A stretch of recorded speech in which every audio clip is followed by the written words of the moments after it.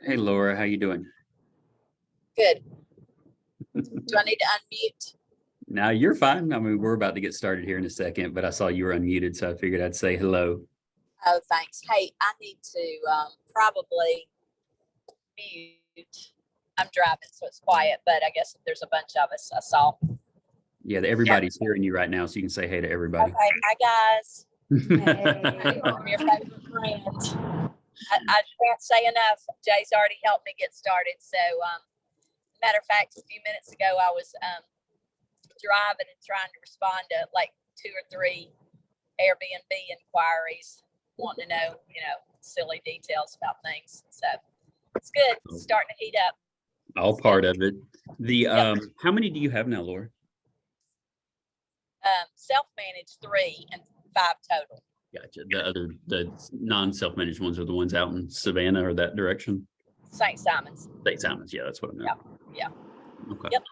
All right, I'll mute. All right, very cool. Nice to meet you guys. All right, everybody. Y'all ready to get started? All right, guys, we'll go ahead and get started. Appreciate everybody hopping on tonight. We'll try to make this as quick as possible. I think we can knock it out 45 minutes, maybe an hour. Hopefully whet everybody's palate to the short-term rental business. Real quick about me, guys. I've been doing short-term rentals for a little over 2 years now. So I feel like when I say that, it sounds kind of cocky, like, great, I've done this 2 years. Let me show everybody how to do it and why we do it better than everybody else. So no, it's just been a series. My background is in engineering, so I'm definitely a big systems guy.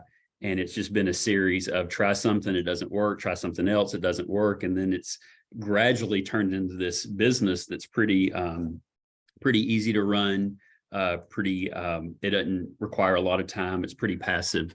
And so I'm just going to share what I've done, and hopefully it'll be helpful for you, whether you're looking to buy your first or second or fifth short-term rental, whatever it is. So we'll cover some information, and then I'm going to go through, some of my numbers as well, like directly on my websites and stuff like that, guys. So just know when we get to that, that's not nothing I show you is supposed to be like a flex or look how great I am. I just want to give you an idea of what's available and what the opportunities that I think are still very much available in this market for people that want to get into the short-term rental game. Also, let me give a quick shout out to Donna and Reagan and Katerina. They're here. They promised me I wouldn't put them on camera, so I'm not going to turn the camera around for you to see them, but they're the ones that put all this together for you. It's probably how you heard about the meeting. So thanks to them, and they can certainly help you. We're going to talk specifically about getting short-term rentals here in the Orange Beach, Gulf Shores, Pensacola, Florida area, and they can certainly help you out with that. And I would definitely recommend giving them a shout when you're looking at making an offer on a property. So we'll jump in. As I'm going through this, guys, I want to make sure you're getting the information you need. So any questions that you have, you can always, I think everybody's got the ability to unmute themselves. You can just hold down space bar and you can ask the question, or you can type it in the chat box. We'll try to monitor the chat box as well as we go through this. And I am going to pull up some slides real quick and share my screen. So give me just a second here.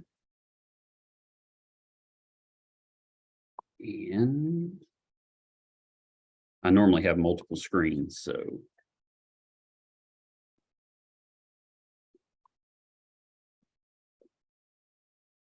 All right. So can everybody see the secrets to success with short-term renters slide on your screen right now? Look good? Yep. All right, cool. All right, so getting through this, guys, couple things real quick about me. I'm a loan officer with Homestar Financial. I've been in the mortgage business over 16 years. Mentioned before, I have an engineering degree from Georgia Tech. I'm married. I have 3 handsome little boys at home. And that's basically my life in a slide that takes up all my time between work and kids and family.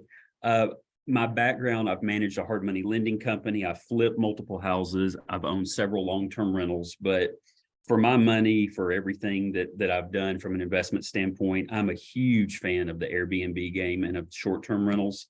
There's this quote by Warren Buffett I love. It says, "Until you find a way to make money when you sleep, you'll work until you die." And for me, short-term rentals is that business. It's that way that I make money and make money while I'm sleeping. So the goals for the day, we're going to talk real quickly about, real estate in today's market, like why I think real estate is still a great thing to invest in, why I'm actually still looking to buy some additional pieces of real estate this year. We'll talk about some acquisition strategies and how to, what to think of as far as acquiring a property.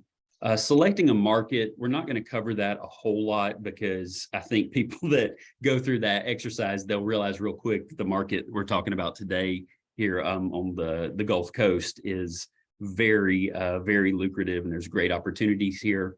We'll also talk about advertising strategies to maximize profit, and then how to handle some of the day-to-day management of owning these short-term rentals. And it should give you the tools and information you need to purchase your first or second or third or 15th short-term rental. And hopefully we can show you how to structure a business that'll help you make money while you're asleep. That's the whole point, is to not have another job or another full-time job, but to have this business basically run itself, and you are involved, but not having to be involved, 35, 40 hours a week like you would with a normal job. So when I say why invest in this market, talking about the market in general, we're talking about real estate in general, okay? And some common objections I get from people is, well, aren't we headed for a recession? There really aren't any good deals. Prices are too high. I'll wait and buy a foreclosure when all the foreclosures hit. Have you seen how high interest rates are? Aren't we headed for another crash? These are just some real common things that I hear from people as far as looking at buying a house, whether it's an investment property, primary residence, whatever it is. And what I want to cover, guys, is I want to cover, what's happened in the market to get us to where we're at now, and kind of where I expect the market to head in the future. And like I said, I'll give you some data and let's take a look at it. So the first slide that I have up here, I think we all understand, or we need to understand, that mortgage rates have definitely gone up, and mortgage rates going up has certainly slowed the real estate market. But understand that mortgage rates are driven by inflation. It's not driven by the Fed raising rates, okay?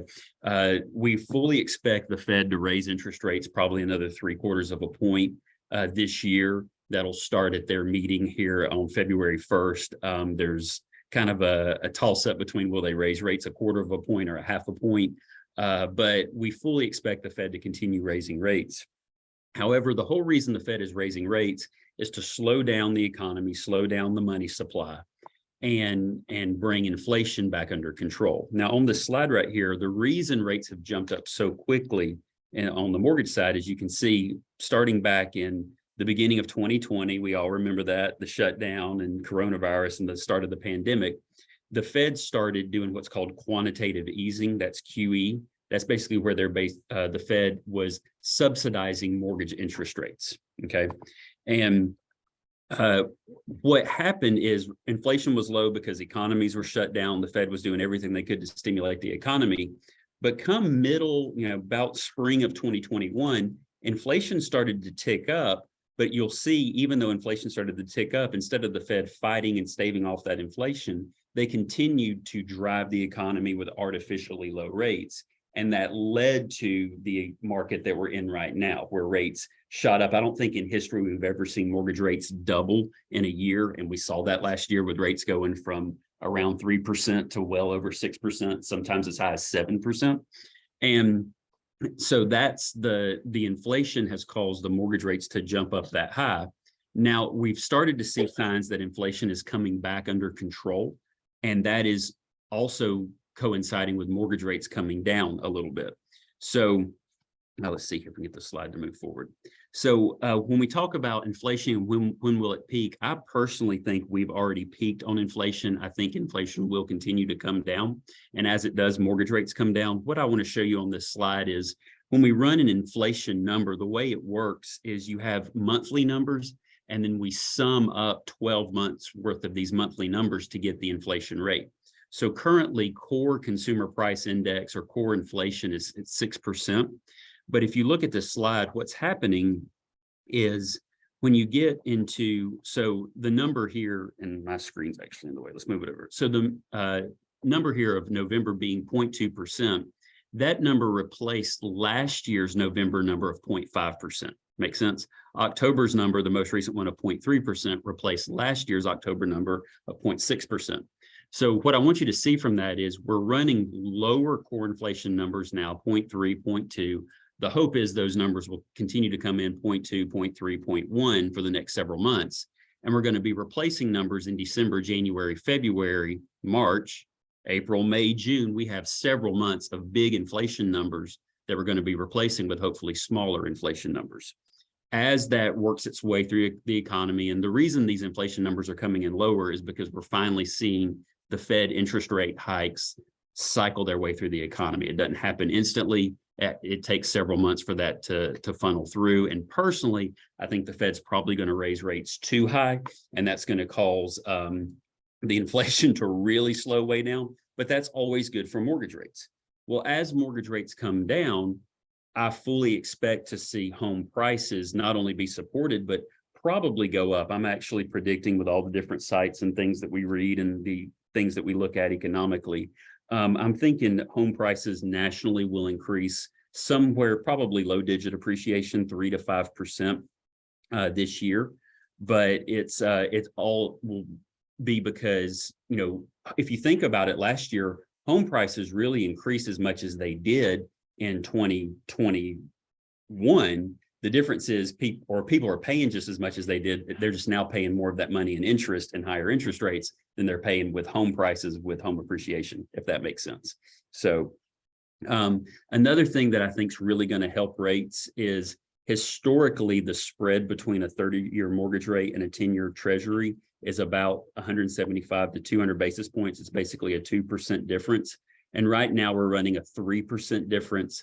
There's lots of reasons for this. It has to do with servicing value of mortgages, but basically what's happening is mortgage rates are artificially high right now because investors, long-term investors, expect rates to come down, and they know anyone that closes a loan at 7%, when rates go down to 5.5 or 5%, they're all going to refinance. So that effectively makes a 7% rate mortgage now more expensive than it would normally be. So lots of, and we can go into more detail with this later at the end of this if anybody has specific questions, but just understand the take-home message is we fully expect interest rates to come down. And as they do, I think that'll be helpful for home prices to remain steady and continue increasing up. It'll also make it tougher to get a home under contract, because if we could snap our fingers and have 5 or 5.5% interest rates right now, the homes that are on the market would probably not be there by this weekend. So that's where we're headed. It's a great time to be in a market to buy because there is a little bit of inventory. You can negotiate. When rates get lower, I think that opportunity is going to dry up, and I think it'll dry up pretty quickly. So when it comes down to it, why should we invest in this market? Well, the other piece I wanted to hit on real quick, guys, and then we'll get into the short-term rental stuff here. So interest rates certainly had a big driving effect on home prices over the last couple of years, and the government created artificially low rates. But there's another dynamic at play that I want to point out real quickly. And the Fed Reserve, they did a study on remote work. So you can imagine during the pandemic, that's been one of the biggest changes or biggest upheavals in how we work, how we as Americans work that we've seen in years. Some people are going to call it the remote work revolution, just like we used to talk about the industrial revolution and things like that. We really are changing how we work.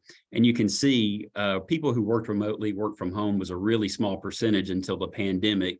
Everybody who could work from home for a minute, obviously some people have gone back to the office, but it's silly to think that people would, everybody's going to go back to the office like they did prior to the pandemic. And on this second chart right here, what this study did, you've got a green line, a red line, and a blue line.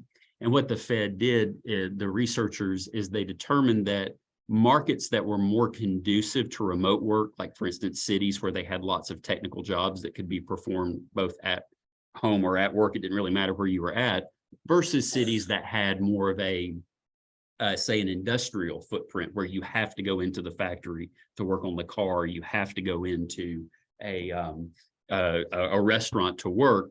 The cities that were more conducive to remote work saw higher home price increases than cities that were not conducive to remote work. And the reason for that is that because more people are working from home, that creates more demand for real estate at home and less demand for commercial property, for office space. So what you've had is you've had a shift of value in a lot of cities from commercial property to residential property. And what the Fed ultimately concluded, and I'm not going to read you this entire paragraph in their conclusion, but the bold part here in the middle is that the transition to remote work was directly responsible for 15 points of national housing price growth since November of 2019. So since the pandemic, over half of the home price increases we've seen have been driven just by the fact that more people are working from home. There's more demand for space at home because you have an office space at home, you have kids you are teaching at home, and you have less demand for typical commercial office space. So I think that is, I'll talk to some people and they'll say, well, just the fact that home prices have gone up so high in a short period of time, there has to be a correction or these home prices have to come down. Guys, I don't see it in the data, and I think there's other things at work more than just artificially low 2.5% interest rates that's driven it. So I really think that real estate is fundamentally strong. Even with rates being high, we don't have tons of inventory in this market or really any market that I'm familiar with that I do business in. We got to remember, even though rates are high, loans can be refinanced when more favorable rates become available. And with real estate, we can generate a passive income stream where we can make money while we're asleep. All right. So guys, if you have any questions on that or just general information about real estate at all, I'm always happy to cover it. But I just want you to know that I'm a firm believer that real estate is it's solid. It's a great foundation to build you and your children's wealth on moving forward. So let's get into it now. Let's talk about how to get into the short-term rental game. So when we talk about acquiring any property, we always have to have, an acquisition strategy and have an idea of what it's going to cost to get into a property. I always split this up into two categories. I call it the traditional category and then more of a creative category to get into properties. Let's hit the first one real quick. So traditional, obviously, for someone looking to buy any investment property, cash is always king. I've had people talk about liquidating some investments, moving money from stock markets, people who are moving from long-term rentals to short-term rentals. So they'll do 1031 exchanges. I've had people get an inheritance. They've got to invest it, figure out what they're going to do to make this money grow. So obviously, if you can pay cash for one of these things, you're always going to get the best negotiation, the best opportunity to pay cash. But let's be honest, there's not a lot of people with $500,000 or $1 million of cash just sitting around looking for an investment home. So a lot of people turn to traditional mortgage. And when we're buying a short-term rental, obviously you're not going to live in this home permanently. So it's either going to be a second home or an investment property. If we're doing second home financing, traditional guidelines, it's a minimum of 10% down. Second homes are nice because they do allow for lots of seller paid closing costs. In this market, a lot of times we can negotiate for seller paid closing costs, maybe get that seller to buy down the interest rate or at least get some of the cash out of pocket costs down a little bit. To get approved for second home financing, the home typically needs to be located in a vacation or a resort type area. Gulf Shores and Orange Beach is definitely a vacation or resort type area. And if you don't think so, you should visit here right now in January versus coming down in July. And you'll realize real quickly that, oh yeah, people like to go to the beach in the summer for vacation. The key with a second home to qualify for it is you have to qualify for the entire monthly payment. Even if you expect to rent out this property and make a bunch of money, we cannot use the expected rental income to offset the payment. Customers have to qualify with their other jobs or other income to do second home financing. If we go in the investment property route, it does require a minimum of 15% down, but I highly recommend at least 20% down and really preferably 25% down, because with 25% down, you get better interest rates and it's just overall the financing becomes a lot cheaper to do it that way. Seller concessions are maxed out at 2%. So there is that hiccup right there if we're trying to negotiate a bunch of closing costs to keep cash to close down. Well, we're limited to 2% if we're going the investment property route. Any home will work. It doesn't necessarily have to be located in a resort area. But the beauty of investment financing and why we do this for most people is we can use expected rental income to offset the mortgage payment. So for most customers, as long as they make enough money to qualify for their current outgo, house payment, car payment, credit cards, the home that they buy should be net neutral or income neutral. So the income piece is not the limiting factor. The limiting factor becomes more of the just the amount of money down. You know, do I have enough cash on hand to do 15, 20, 25% down? Quick note on second homes. Back when I started teaching this information, another reason to call a property a second home is because you could get a much better interest rate on second homes than you could on an investment property. But about a year ago, Fannie Mae and Freddie Mac changed their rules, and instead of classifying second homes and the rates that you get on a second home equivalent to what is basically a primary residence, they now consider it an investment property. So there's really not an interest rate advantage for going second home versus investment. The only reason we would go second home from a financing standpoint is if we wanted to do 10% down instead of more, and if we wanted to negotiate and get more seller paid closing costs. Something else to just be cognizant of, and this market is definitely riddled with condos, and I highly recommend investing in condos. I own 4 condos down here in the Orange Beach, Gulf Shores area. You have to be careful. There's a difference in traditional lending between a condominium and what we call a condotel, or a non-warrantable condo. Condominiums have traditional financing options available. Condotels are not going to go through a standard conventional loan, a Fannie Mae or Freddie Mac loan. They have to be financed through more of a non-traditional, what we call a non-QM financing. That typically will start with a minimum of 20% down to even think about getting into a condotel. And typically the rates on those start somewhere around 8.5%, 9% in this market. Because the financing is harder to come by on condotels, typically a condotel complex, if you're comparing apples to apples, will be priced lower than a neighboring condominium that you can get traditional financing on. The reason it's cheaper is because the market is the market and it does what it does. And if you can only finance these properties at 9%, well, obviously they're going to be less expensive than the homes down the street that you can finance at 7%. Did you see Rachel Ward's question? How do you know the difference between the two? Rachel, so good question. That leads me to my next slide. Or let's see, we'll get to it slide. But the biggest thing I tell people is make sure you have a relationship with good real estate agents in the area. And I know the girls I'm sitting here looking at here in this room certainly know of properties that are financeable, know of properties that are not financeable or challenging. At the end of the day, the only way to know for sure is to get a home under contract and us to get and review all the condo docs. But that's certainly beyond the scope of this class today to explain all that. And I promise once we got about a third of the way through it, everybody would be asleep and logging off, because it's not fun. Leave that up to the professionals, but just understand that just because you see a good deal on a condo, you know, look at it, let's do our due diligence, let's run numbers, but that's something else we have to watch out for, in addition to how much can it rent out for, and can I find someone to clean it, and how are we going to manage it, and all the other stuff we'll cover here in a couple slides. So if you guys, getting a cost estimate for a traditional mortgage is as simple as getting pre-qualified. We just take a standard loan application. That's what I do for a living. That's what puts food on the table for me and my family. So you can give me and my team a call. That number's here on your screen. It's also conveniently mentioned at the bottom of every slide on this presentation. But yeah, if you have any questions at all, just give me a shout. We're happy to run numbers for you. I'm getting into one of these. If we want to do more of creative acquisition of some of these assets, there is non-traditional financing available, whether it's bank statement loans or DSCR loans. DSCR stands for debt service coverage ratio loans.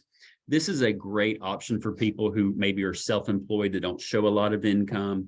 Maybe if you're like, you know, rock star real estate agent like some in this room here that I'm talking to, and you make, millions of dollars a year, but you have a great tax accountant and they write it all out. They're all smirking and looking at me like I'm a bad guy. So, but you have a great tax guy and he writes everything down, and on paper you make $1 a year, you're going to have trouble qualifying for a traditional mortgage. Well, DSCR fits that hole for those types of customers. Okay. So the idea is that you qualify for the loan by itself, or for the property by itself on the expected cash flow. And we're not worried about what income you have, what your car payment is, what your mortgage payment is. We don't even look at that.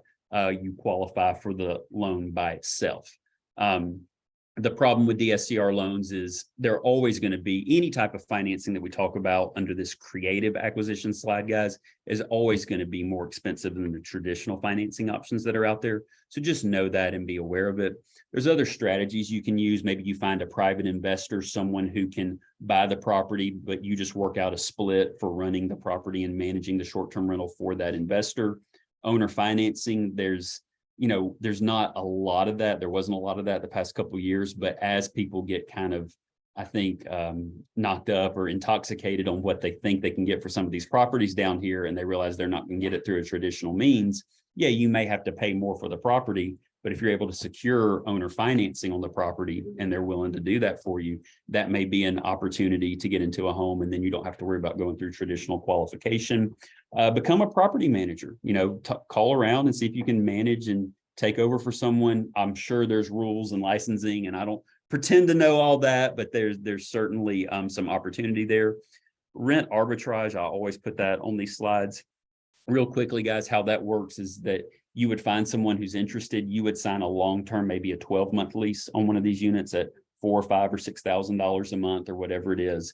And then it's up to you then to sublease the property on Airbnb and VRBO, make it turn a profit, and then keep the profits that way. And maybe use that to build up your assets to then go buy your own. So there's lots of ways to get into this game. Understand that, there's a lot of people who have cash and money on hand that they're trying to invest to earn a return on. This is a great way to do it. There's people who want to get into real estate, but they don't know how to do it because they don't have a ton of cash. Well, if you're a hustler, I've seen people get into the game, doing something like this, and there's opportunity, and there's enough. I guess it's lucrative enough that it allows for opportunities like that.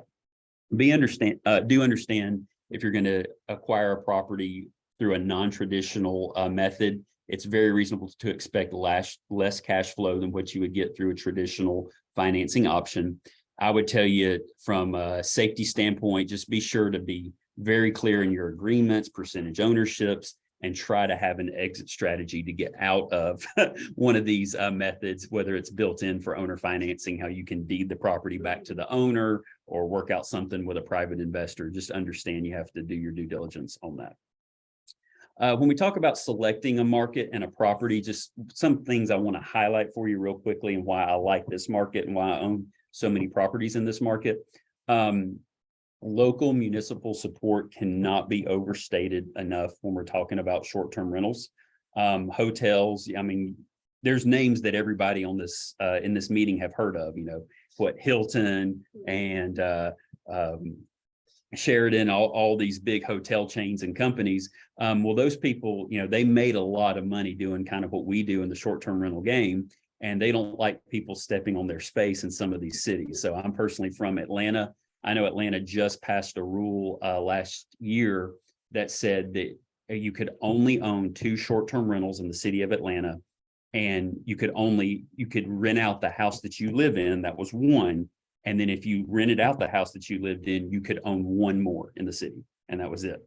So basically, just with one, stroke of the pen, wiped out the short-term rental opportunities in the Atlanta market. We're seeing stuff like that all over some of these cities that have always been dominated by the hotel chains, whether it's Lake Tahoe or Nashville. Biloxi is real tricky because there's a big casino down there with a hotel, and they have very deep pockets because they're a casino, and they don't like people stepping on their hotel income for people that go and visit the casino.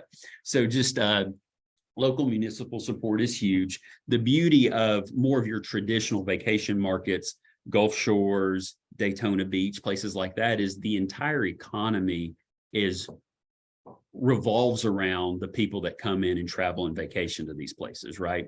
So the local government people, they understand that they have to welcome the visitors and have to welcome the people. There's not enough hotels here in Gulf Shores to get anywhere near supplying the demand for people that want to come and vacation down here in the summer. So I love that aspect of it. I love that the local community is going to work with the owners and the people and some of the just the problems and headaches that come with, you know, the traffic and the congestion and things that people might complain about. So that is a huge thing that I love about this market. And there's a theme here, whether we're talking about condotels or investing in general, work with local real estate agents that can give you an idea of what to expect, what the local climate is for short-term rentals. Also, pay attention if you buy in a community that has HOAs, whether it's a condo, all condos will have HOAs, but most subdivisions do as well.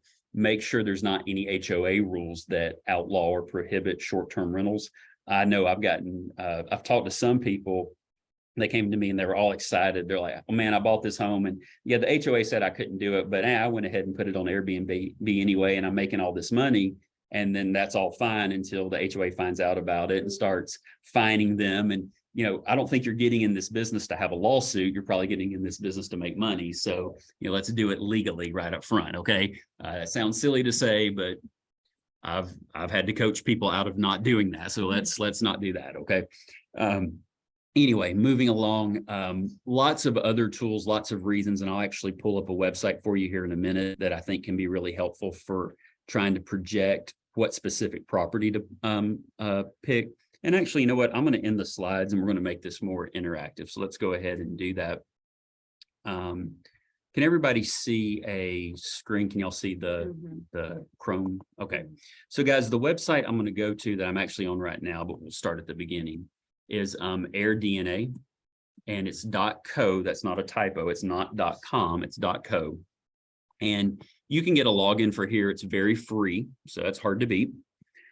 And on this website, let me shrink that down. Over here on the left-hand side, you can go to this tool right here called a Rentalizer, and they offer that. This is, again, it's totally free. And what I'm going to do, so I actually own 2 condos at a complex down here in Gulf Shores called Seawin. So everything that I do, I'm going to show you my numbers. I'm going to show you everything. Assuming you wanted to buy a condo in Seawin, obviously it will apply to other places or other units up and down the beach here. But the address for Seawin is 401 East Beach Boulevard here in Gulf Shores. So you can type that address here in the Rentalizer, and it gives us a number. It says, okay, well, actual expected annual revenue is about $64,000 a year. Not bad, but if you know Seawin, and again, if you're working with a local agent that can point you the right direction, there really aren't any 2-bedroom, 1-bath units in Seawin. They're all going to be advertised as 2-bedroom, 2-bath units when they're for sale, but they're really 3-bedroom, 2-bath units. The 3rd bedroom, they call it like an office or I don't know what they call that thing, but everybody uses it as a bedroom. That's what it is. So it'll end up sleeping, 6 to 8 guests. Well, when we correct for that on AirDNA, we can update it. And now instead of $64,000 a year, it jumps up to $87,000 a year in expected revenue. Pretty good tool to use. It's not 100% accurate. And I'm actually going to show you my numbers and show you where I think it gets the numbers wrong. But it's a pretty good tool. The other reason that I like the tool is if you go down here and click this edit details button, you don't have to have some big sophisticated spreadsheet to figure everything out. You can plug numbers in and change the numbers based off what you know. So what they're actually projecting here on AirDNA is about $87,000 of total gross rental revenue for the year. And from that, they start subtracting out things like management fees, lodging taxes, property taxes, things like that. Well, so it gets it wrong. I can tell you the lodging tax here in Gulf Shores is actually 15%, not 5%, but that'll update your spreadsheet accordingly. They also want you to figure out your own cleaning fee. So now we've got to start estimating, okay, well, how many people stayed here? But again, it's a starting point, it's a tool, and you can hop in right now and start plugging in numbers and seeing if it's something that, if it's a property that you're interested in purchasing or wanting to move forward with. Something that's totally missing from this, in case you didn't notice, I guess they're assuming everybody's paying cash for these properties. There's no mortgage payment in here. You see that? So, so again, not foolproof. It's definitely not the number. You're not going to plug in a property and be like, oh, look, I'm on net $50,000. Let's go buy it. There's more to it than that, but you can plug numbers in here and you can use this as a pretty good tool. Okay. So what I like about this as well is it's pretty specific to an area. So you can stay in Gulf Shores or stay in Orange Beach. So like I own a property at Blue Water, which is 24950 Perdido Beach Boulevard. And you can see that it will change the expected revenue based off the address, even though we're actually in the same market. Makes sense? So I can plug that in. I think my Blue Water one technically sleeps 8. We can update it. And you can see I get a different number because it's pulling from the Airbnb data near Blue Water in Orange Beach versus pulling the Gulf Shores data near Seawing. Okay, so pretty good little tool. Again, I don't necessarily totally agree with these numbers, but it's a great starting point. And you can see it takes 3 seconds to type in the address and it costs absolutely nothing. Okay, now in order, so it's a starting point, but now what we want to do is I want to give you an idea of what, okay, this is some generic numbers they give you.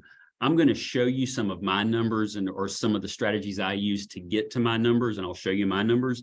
And then we'll go back and see, based off the market, I'll actually run a live number for you for some listings that are on the market right now. And we'll see if it's something you'd be interested in pulling.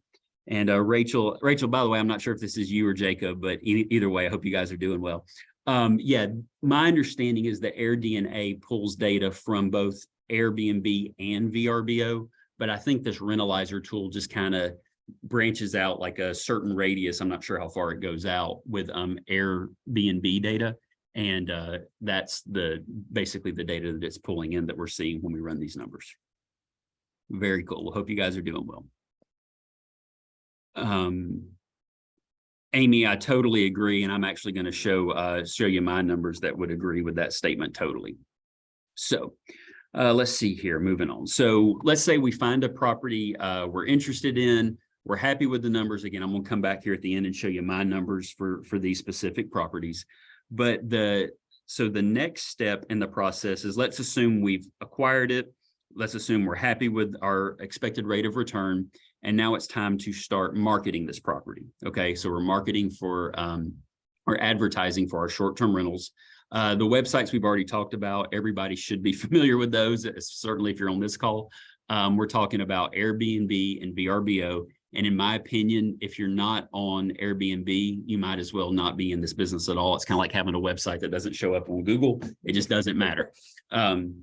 So Airbnb is where I get the majority of my bookings. I also get quite a few bookings from VRBO. I certainly recommend being on both. When it comes to advertising in general, some common sense things would be, and I'm not going to, y'all can probably see that just fine on the screen. Certainly having a direct website and posting on social media is important. Having the property listed, if it's free, sure, why not, on other random websites, TripAdvisor, Booking.com, etc. But common sense things on the listing, make the listing look good. If you look at your listing, is that a place you would click on? Is it a place you would work with real agents, tell people I'm personally not real good at. You could probably teach me, but something I do want to share that I think will actually be really, really helpful is you can see how well you're doing. There's out there called RankBreeze. See that? What I'm going to do is I'm actually going to pull up my RankBreeze account, and I've purposely not updated this recently because I want to do it live for you. So let's go to RankBreeze. And I've got quite a few listings in here, but what I like about RankBreeze is you can see here on the right-hand side, it actually will tell you what page in the Airbnb search rankings you're showing up at. Okay, so like right here, this is a condo I own. It's at Belle Soleil. It's unit 1002. Thank you, Reagan. She helped us buy this one.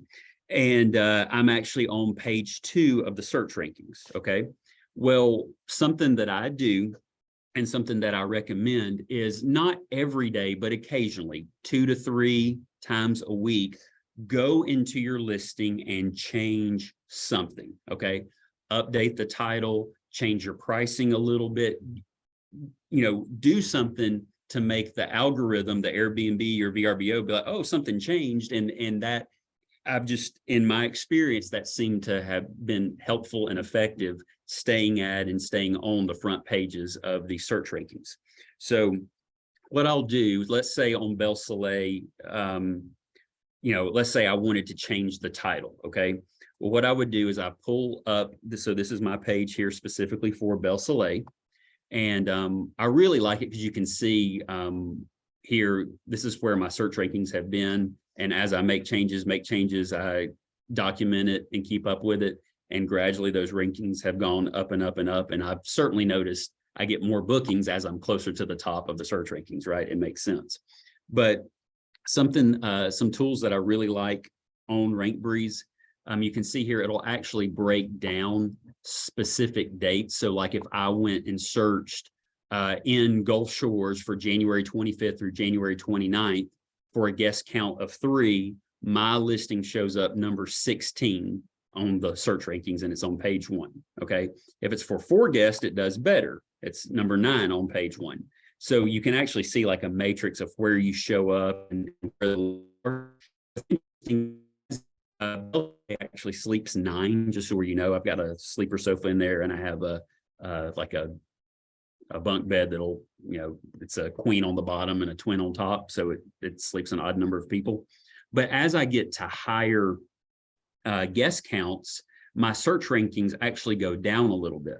Now I have some ideas for that, but I think what's happening here is you can see as the guest count goes lower, the average price. So what this is showing us is the average price that's charged for properties that are on the first page of the search rankings. So a unit that only sleeps 4 people, you can see here, is cheaper than a unit that, say, on average sleeps 6 people. Makes sense?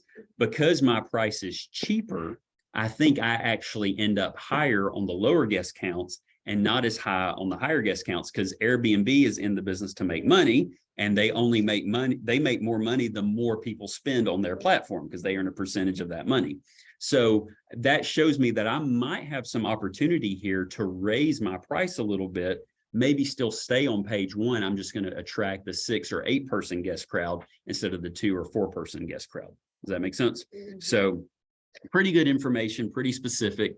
I really like that. Something else that I'll do is every time I make a change on my listing, I'll go here and actually track the change and do it. So let's say today I did go through, and I'm not going to do it now because we've got some other information to cover, but I could say, hey, I updated the title. Okay.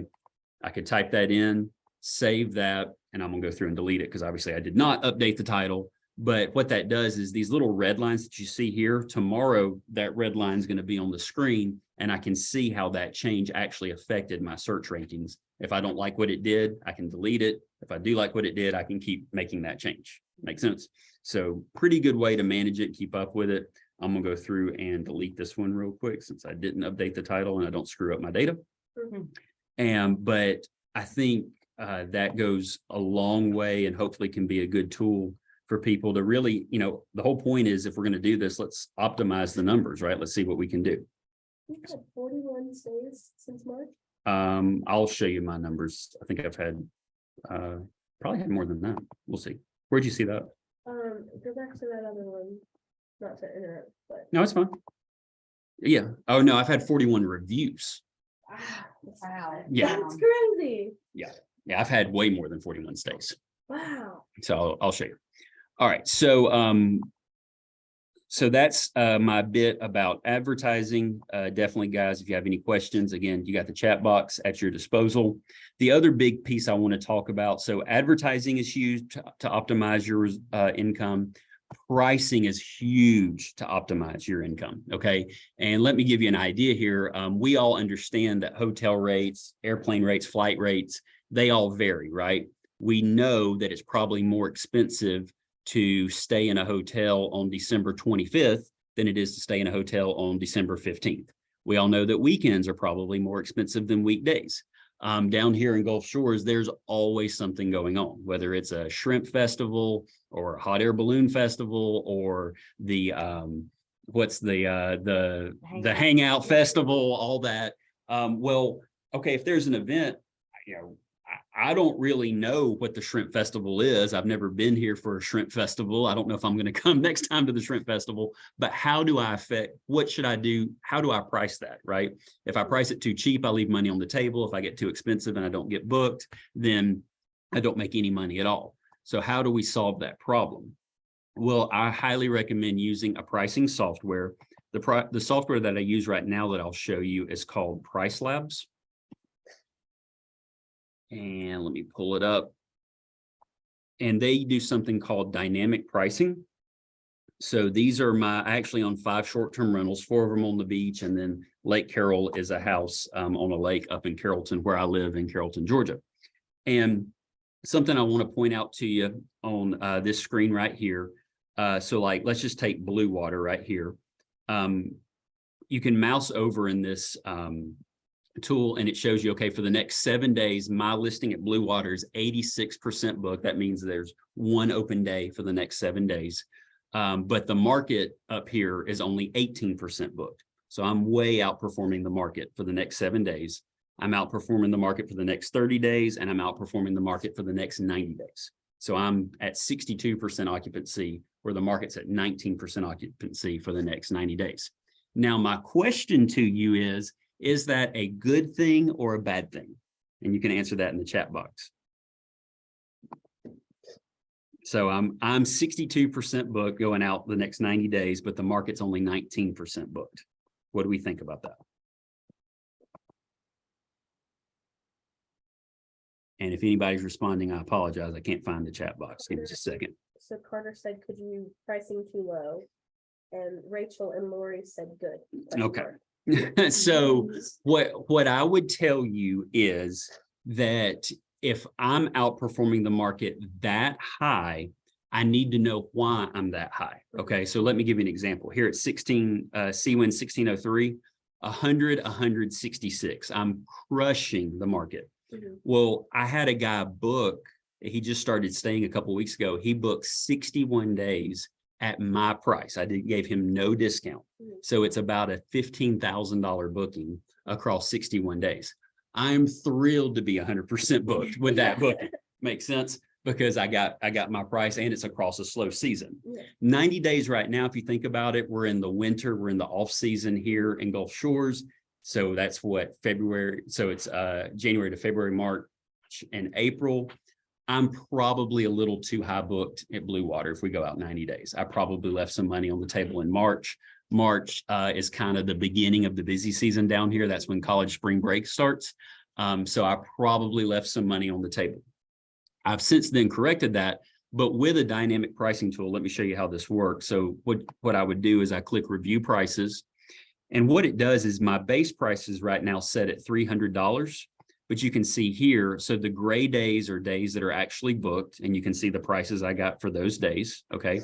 The green days are days that are available, and this is what the system has priced out, and this talks to my software and automatically goes out to my Airbnb, my VRBO listings, my direct booking website.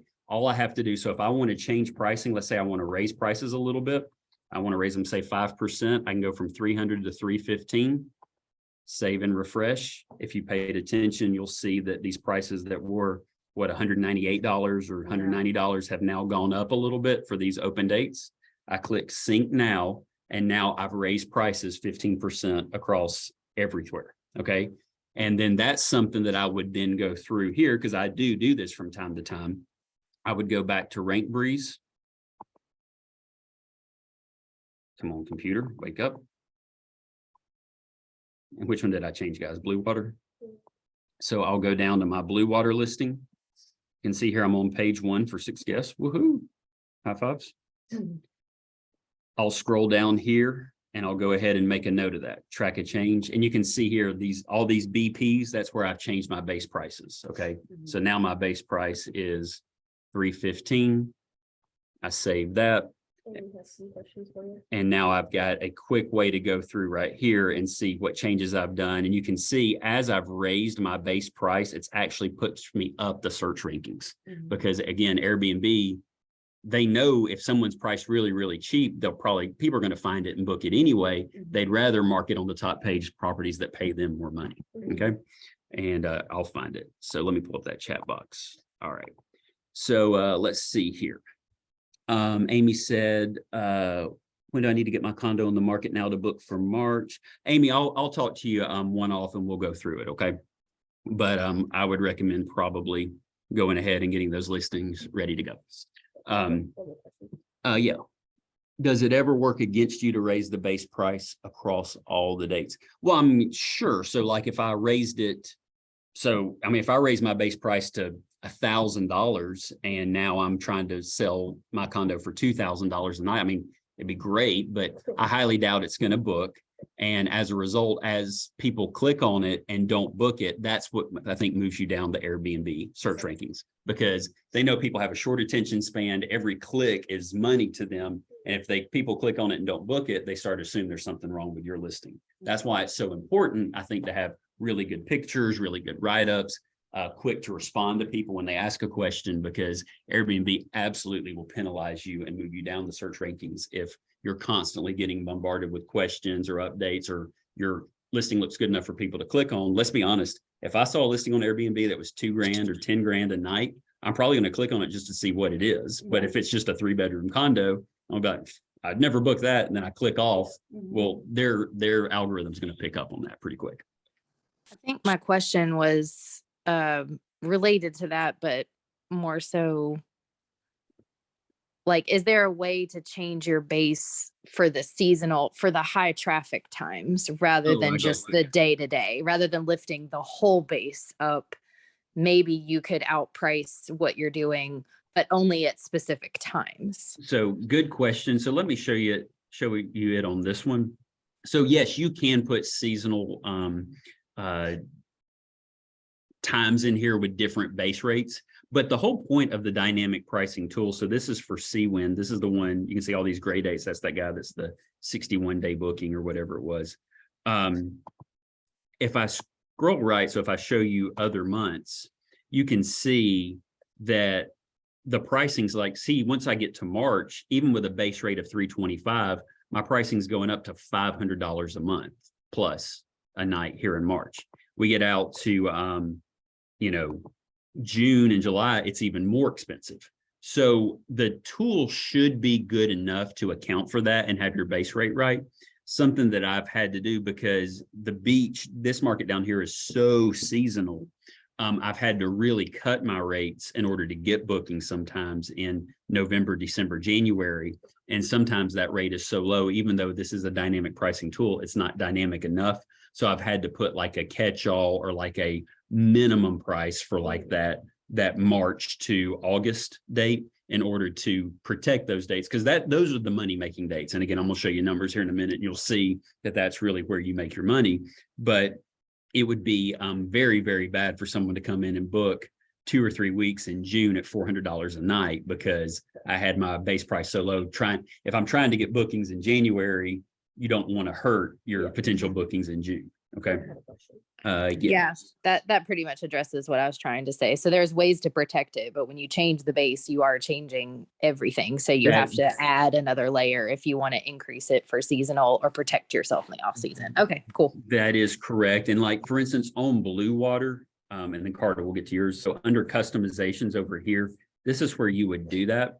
And guys, we could probably have a whole masterclass and mastermind around just pricing, because I've got all kinds of rules here. And let me show you kind of how that works. I'll hit on this and I'll hit on the customization, and then Carter will get to your information. So you can see here, this little moon with the number. This is also where we control the minimum stay or the number of nights someone can book. Okay.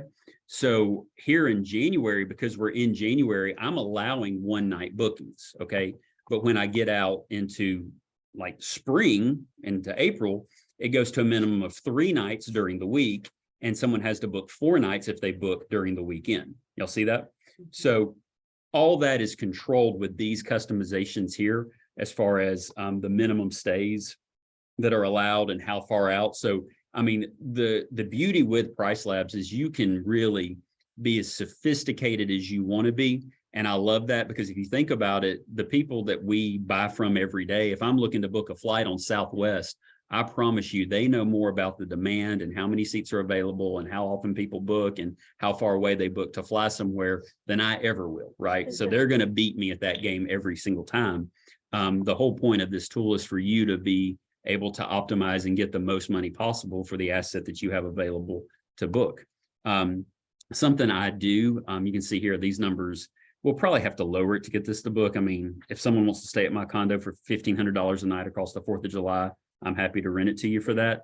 But that gives you an idea of just how much more demand the software expects for June 28th versus July 5th. Makes sense. That's just how busy that July 4th holiday is around here. Something else I want to show you real quick, and something else I love about this software. So Hangout Fest is always the 3rd weekend in May. I didn't know it was a thing until recently when I started owning property down here. Well, the software doesn't know that there's Hangout Fest this weekend. Okay, like the software doesn't know that. The software simply knows that there's more demand because there's less units available on this weekend. Because of that, it adjusts my price. And now guess what?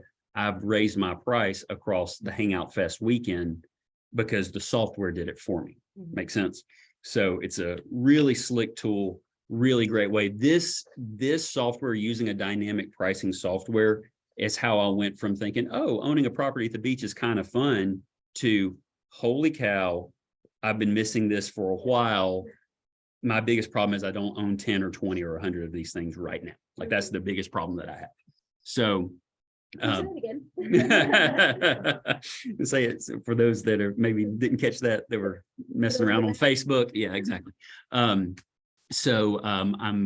This is, and you can see here, I've got a base rate in here of like an $800 minimum. Once we get in here, I'll take this off as we get closer, but the whole point of this $800 minimum starting in May and going through June and July was to protect my pricing, because my base rate's been as low as 200, or I think 210 a night, to be cheap enough to get bookings in November and December. Okay.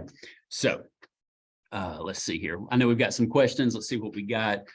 Carter, in order to get advice on how to price, are you also checking back with AirDNA? No, Carter, I do not like AirDNA's pricing tools. I don't like, I love that it's free and you can get some basic information from it, but I'm going to show you here in a minute why I don't like their numbers. And we're already at an hour, guys. So if y'all want to hang out with me, I'm definitely going to show you numbers. I apologize. It's just, we get talking and I get excited if you can't hear it in my voice, and it goes for a minute. But if I'm going to look at data like that, so built into Price Labs, let me go back here to the dashboard. Or no, I was right there. Dang it, clicked the wrong button. So say under Blue Water, you see here, I've got neighborhood data available here, and I can pull this up and it will actually show me once it loads. Give it a second. It's a lot of data it's crunching.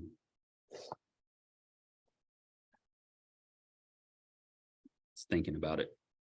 Blue circle of death. There we go. Okay.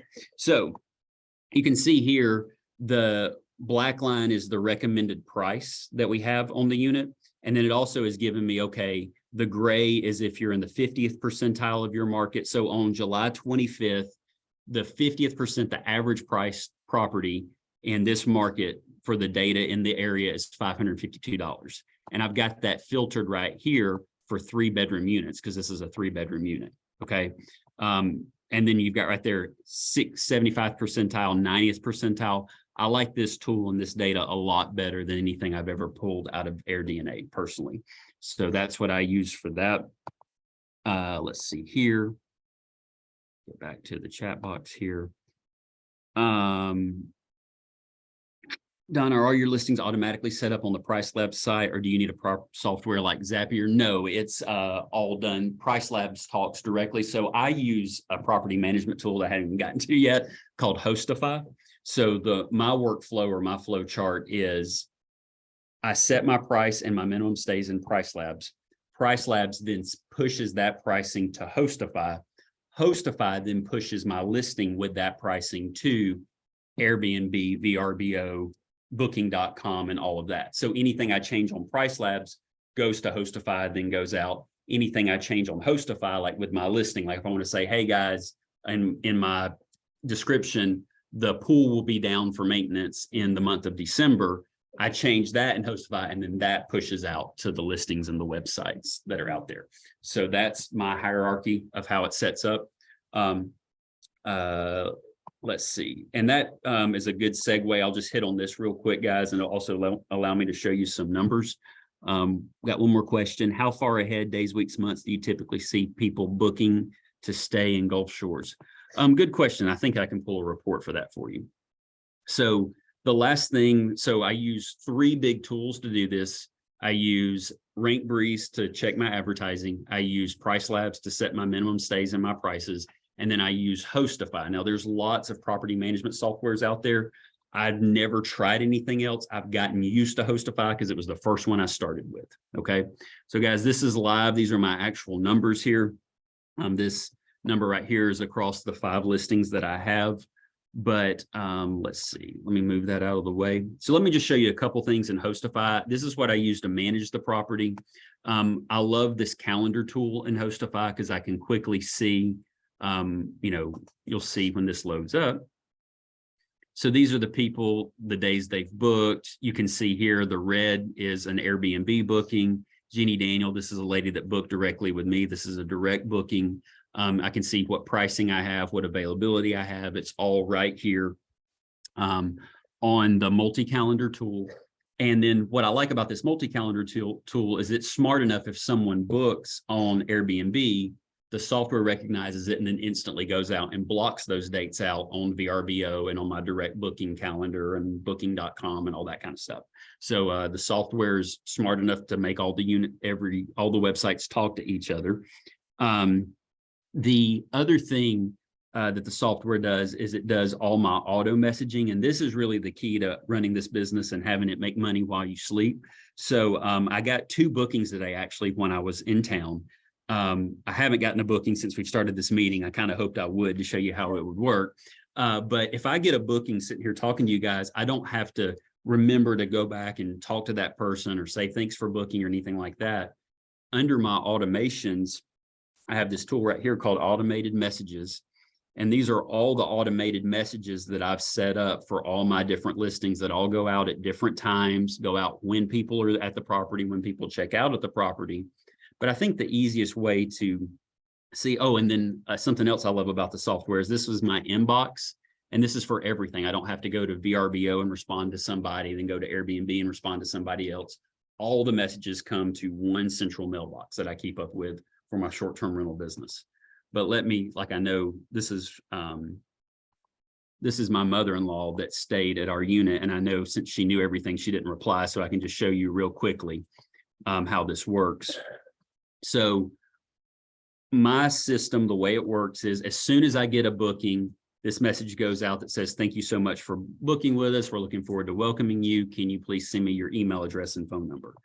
The software is smart enough. If someone puts their email address in, it grabs it. So now I've got a list that I can automatically email everybody. Hey, we're open, last minute stay opportunity. You've stayed with us before, come stay again, something like that. And then there's just drips where we drip out the property address, rules, what to bring. We text the people the unit and the code and the Wi-Fi information at check-in time. So this is a text. You can see right here, SMS. This is a text that goes out to the customer.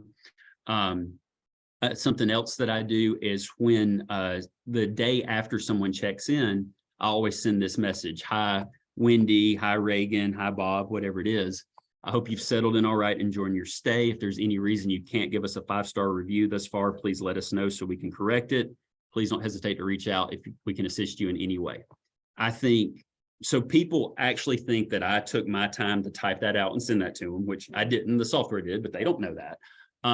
It also, I think it genuinely makes people feel bad if they do anything other than leave a 5-star review, because I've said, hey, let me fix it up front. So just to run a report here, let me show you. And then certainly we give them checkout instructions and we go back. And if you enjoyed your stay, I kindly ask that you leave a review. We always ask for reviews. We ask a couple times. And then I also send people to my direct booking website, which is Gulf Shores Orange Beach Condo. This is also ran and through Hostify. So you don't have to like create all that. All I had to do was buy the domain name and you get a pretty, I'll pull it up for you. Pretty good looking, slick little direct booking site. All my condos are listed on it. You can click here and book directly. Okay. So let me run some reports and show you some numbers real quick. Let's see here, reporting. And we'll just do overview. So this is where I'm at year to date for 2023. Across my 5 listings. So let's do this. Let's look at last year's numbers.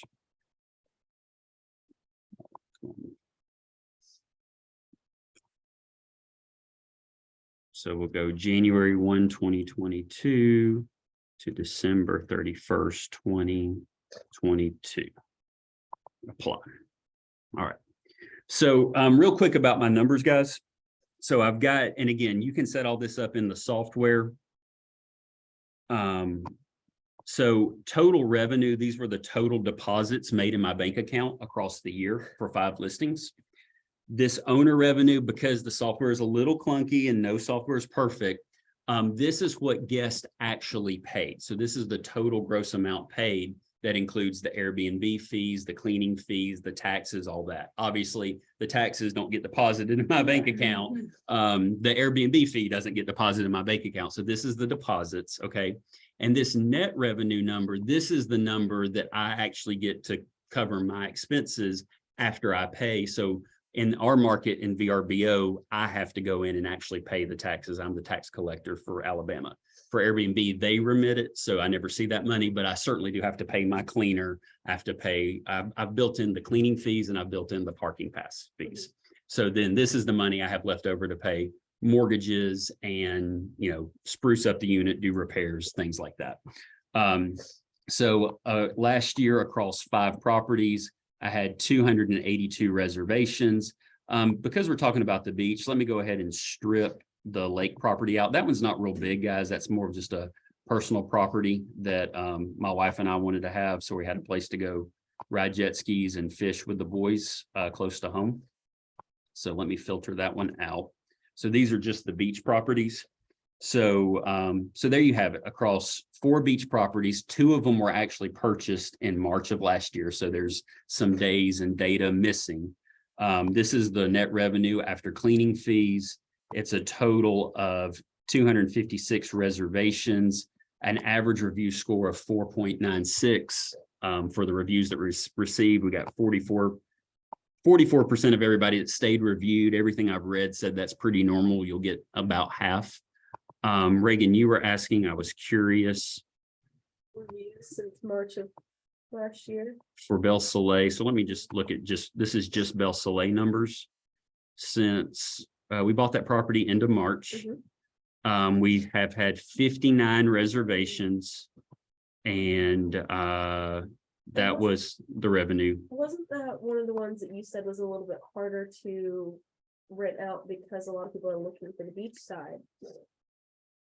My personal experience has been Belle Soleil doesn't rent out. So to give you an idea, the Seawind, the 1603, I bought that. It's not a fair comparison because 1603 was available for a week that Belle Soleil was not. And that happened to be spring break week, which is, pretty popular.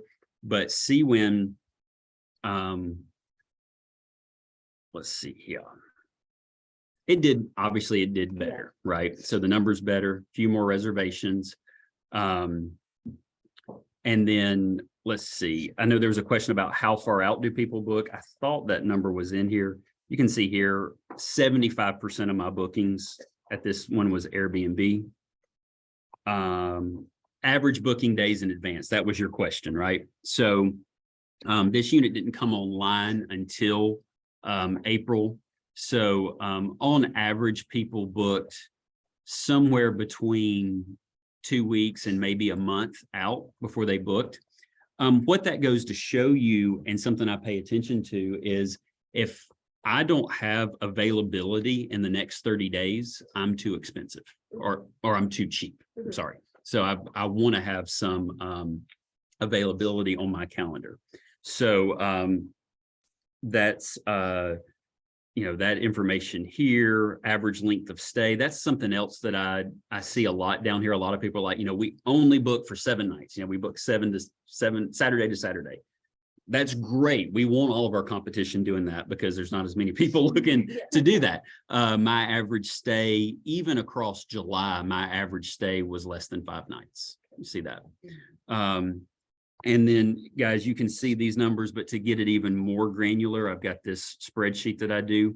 I'm going to show you a good number and I'll show you a bad guy. Lori, no, none of my units allow pets. So, and I don't want to deal with dog hair and mess and things getting chewed up.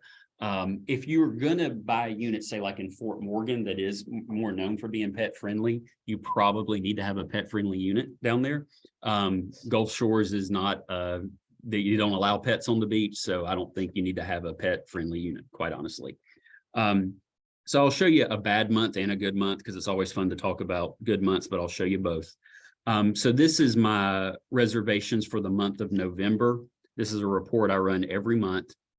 And what I do is, so this is my cost in this line right here for the different units, Belle Soleil, the mortgage, the HOA dues, and the power bill. The total, it cost me about $5,000 a month to own that property. Well, in November, now remember November's winter, you don't make as much money down here in the winter. In fact, you probably will not break even. So Belle Soleil actually lost $2,800 in November. Okay. My Lake Carroll property actually made money in November, but let's compare that to, so that's probably the worst month of the year down here in my experience. Let's compare it to July, which is the best month of the year down here in my experience. Okay, it still cost me about the same $5,000 to own the unit, but net to me after cleaning fees, parking passes, and all that was almost $13,000. Okay, Blue Water did $20,000 in July. Seawind 1603 was brand new. That one did 16, and then Seawind 1806 also did about 16. So you can see here, this is my gross profit number right here after paying mortgages and stuff like that. And across the 4 properties, there was almost $50,000 in profit. I know that's small. The sum's 49,000 and some change for the month of July. I love July. I wish it was July every month. But guys, I mean, again, these are just my numbers. And I'm going to tell you that I'm learning something new every day. I'm learning something new every month. I just started incorporating Rank Breeze several months ago when I learned about it. So inevitably, there's other tools out there. There's other ways to optimize these assets to make it work. And I appreciate everybody hanging out. I know we've gone a little bit late. Certainly, if you have any questions, I'll hang out and answer them. But it's certainly, I think there's big opportunity available still in this market. Some of these homes, obviously, I did buy in 2020 when rates were low and prices were lower. And anybody can look like a genius in real estate. You could have bought anything in 2020 and look brilliant. But to give you an idea, I did just put together, I'll show you one other thing that I put together. It's very, very, it doesn't look real pretty. Okay, let's just leave it at that. Come on now. Here we go. So there is a unit for sale in Seawind right now at Seawind 1302. It's listed for $699,000. I ran the numbers assuming you were going to do a 20% down investment loan.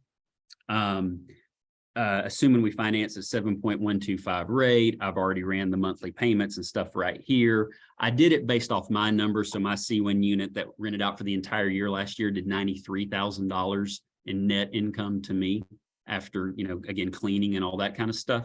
So and I assumed that the initial investment was the 20% down plus some closing costs plus some money. We always go through and update our units. I'm a big fan of having smart TVs in every bedroom and in the living room. We have nice linens. I try to make it somewhere where I would want to go stay. Okay. And what I've learned is there's a lot of people down here that run these units and they treat them like storage units. And it looks like it. Like when I bought Blue Water, we literally had 6 crock pots in the kitchen, like not 5, 6. No one needs 6 crock pots, but she just had a crock pot. No, I'll just put it in the condo. Well, great. She also wouldn't pay for upgraded internet. Don't understand that. She didn't have a K-Cup, a Keurig coffee machine. Guys, it's $100. We're way past $100 being like a reason to lose it. There are people who won't book because they want to use their K-Cup coffee machine. Put a K-Cup coffee machine in the $500,000 condo. So anyway, but so I'm assuming an initial cash outlay of about 163,000. Annual expense in today's market, not negotiating anything, just with the numbers I did before, means the unit's going to cash flow almost 30 grand a year. Good luck finding a long-term rental that's going to do $2 grand, $2,500 a month in cash flow. That cash on cash returns about 17%. We have not even discussed the tax implications of owning these things. That can be another training later. And then you got to remember, these homes appreciate, right? Real estate goes up. We're just talking about managing and running the cash flow. So lots of opportunity in the market. All right, let's see what we got. Lori, you're welcome. Carter, have you put any extra layers to notify cleaners? So no, Carter, what my layers for cleaning is, again, cleaning we've certainly hired and fired several cleaners. What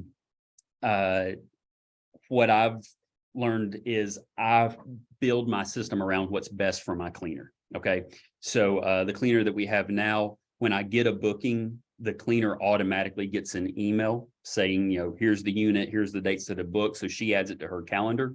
When the unit's ready, she texts us there's a text thread with me and my wife on it. And that triggers us to Venmo her the cleaning fee. And then we know, okay, the unit's ready. And, but that's really not a big problem if you have a good cleaner, the unit not being ready on time, and most people are pretty understanding. I mean, I say most people, yeah, there's complaints, there's issues that we deal with from time to time, but the amount of time we put into dealing with issues versus the numbers you've seen, it's well worth it.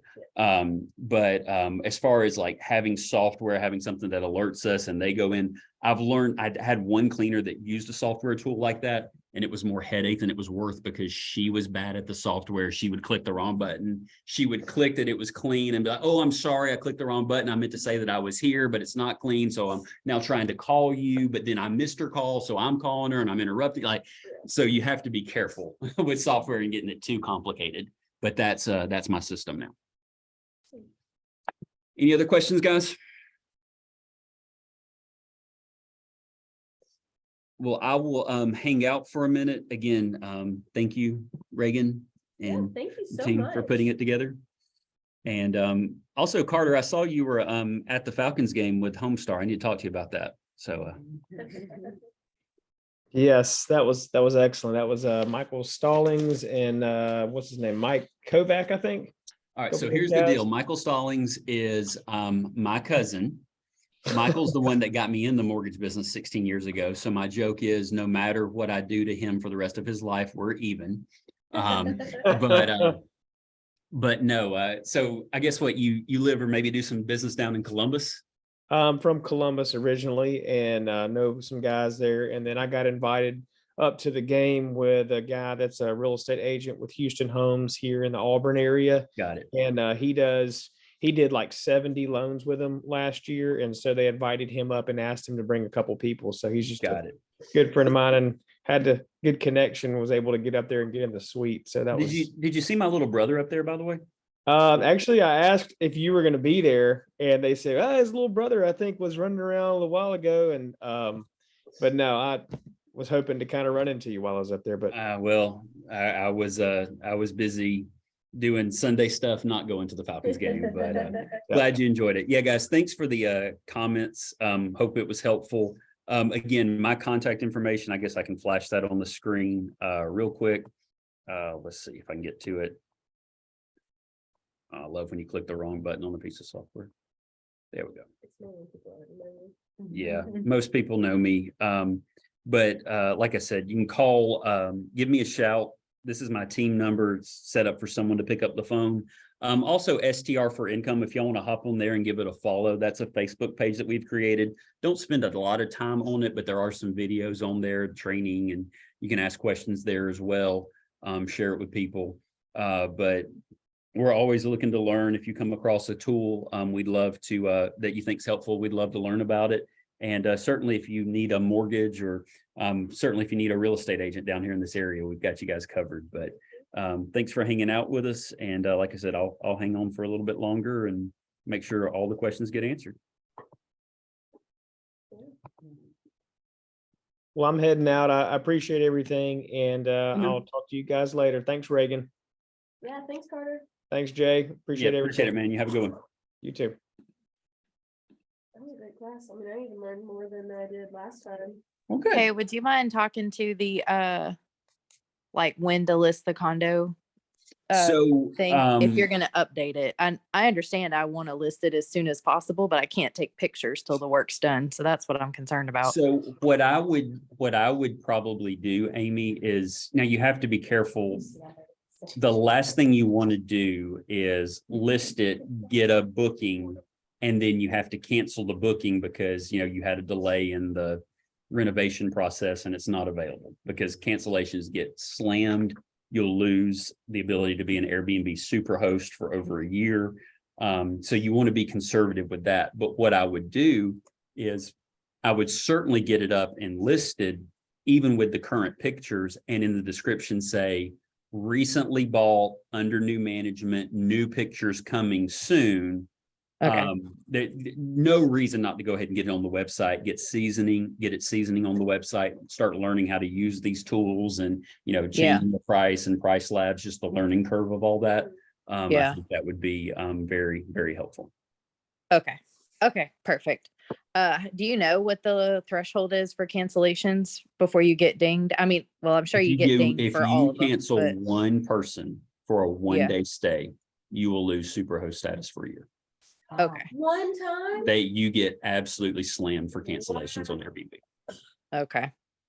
Okay. That explains why I've had hosts asks me to cancel before. Yes, I've had and, them ask and that. and that's the secret. You're like, hey, you don't want to stay here anymore, right? Right. Like this try gonna to- be under construction. I don't want that for you. Yeah, I mean, let me help you out. And, Right. and, to the point, I've heard of some people actually paying people like Yeah. directly, Or like, offering I'll them a send you discount some for money to later or cancel, in yeah, order to all the avoid- marketing tactics that I do for a living. So Ex- that should exactly. be great. Very Exactly. exciting. Okay. Thank you so much. Yep, no problem. It's awesome.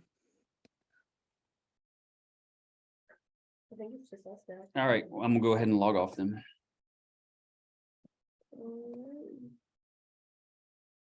Where's Rhonda? I don't know. No. Maybe